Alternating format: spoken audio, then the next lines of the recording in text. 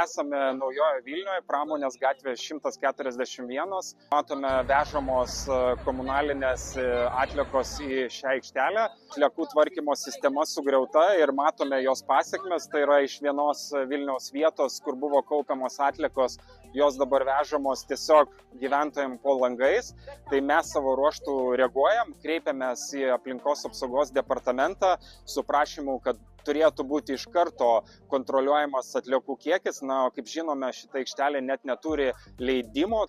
Ekstremali situacija negali metai laiko pateisinti taisyklių, kurios normaliom sąlygom yra privalomos. Ir dar norėčiau priminti, kad praeitą penktadienį organizavom neeilinį tarybos posėdį tam, kad spręsti šį klausimą iš esmės. Sugriovė neeilinio tarybos posėdžio organizavimą ir pasigyrė, kad situacija suvaldyta. Tai mes tiesiog matome, kad situacija ne tik nesuvaldyta, bet ir gresia reali žala gamtai. Kaip tik po pietų laukiama audra, po kurios vanduo ir lietus gali keliauti netgi tiesiai į Vilnelę.